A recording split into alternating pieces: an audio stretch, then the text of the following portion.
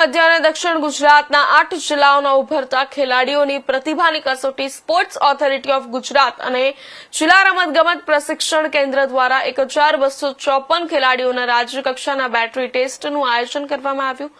ગુજરાત સરકારના રમતગમત યુવા અને સાંસ્કૃતિક પ્રવૃત્તિઓ વિભાગ હસ્તકની સંસ્થા સ્પોર્ટ્સ ઓથોરિટી ઓફ ગુજરાત દ્વારા વર્ષ 2026-27ના શૈક્ષણિક વર્ષ માટે જિલ્લા કક્ષા સ્પોર્ટ્સ સ્કૂલ યોજના અંતર્ગત ખેલાડીઓની પસંદગી પ્રક્રિયાના ભાગરૂપે રાજ્યકક્ષાના બેટરી ટેસ્ટનું આયોજન કરવામાં આવ્યું છે. વડોદરાના માંજલપુર સ્થિત સ્પોર્ટ્સ કોમ્પ્લેક્સ ખાતે જિલ્લા રમતગમત પ્રશિક્ષણ કેન્દ્રના સહયોગથી આ મહત્વપૂર્ણ ટેસ્ટિંગ પ્રક્રિયા હાથ ધરવામાં આવી છે, જેમાં નવસારી, સુરત, ભરૂચ, તાપી, વડોદરા, ડાંગ, વલસાડ, છોટાઉદેપુર અને નર્મદા જિલ્લાના પસંદગી પ્રાપ્ત ખેલાડીઓ પોતાની પ્રતિભા દર્શાવનાર છે.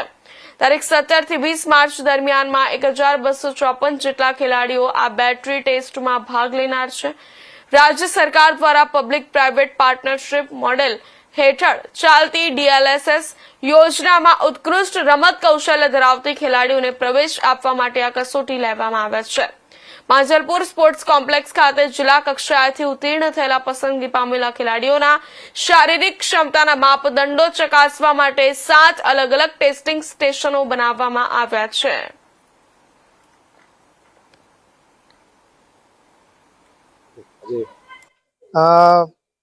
સ્પોર્ટ્સ ઓથોરિટી ઓફ ગુજરાત દ્વારા અને જિલ્લા રમત વિકાસ અધિકારી, જિલ્લા રમત પ્રશિક્ષણ કેન્દ્ર વાઘોડિયાની કચેરી દ્વારા 17 થી લઈને 20 તારીખ સુધી યંગ ટેલેન્ટની પસંદગી પ્રક્રિયા માટે ટેલેન્ટ આઈડેન્ટિફિકેશનનો કાર્યક્રમ માંજલપુર સ્પોર્ટ્સ કોમ્પ્લેક્સ ખાતે યોજવામાં આવેલ છે, જેમાં સાઉથ ગુજરાત ઝોનની અંદરથી 4 દિવસની અંદર 1200થી વધારે ખેલાડીઓ ભાગ લેનાર છે.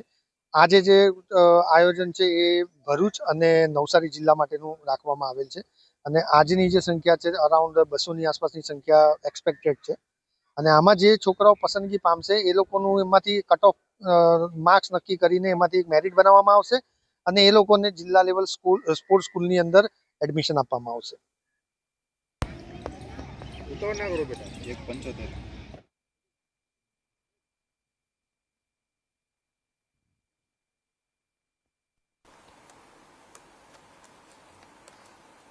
ભાવનગર શહેરમાંથી એક ઘટના સામે આવી છે.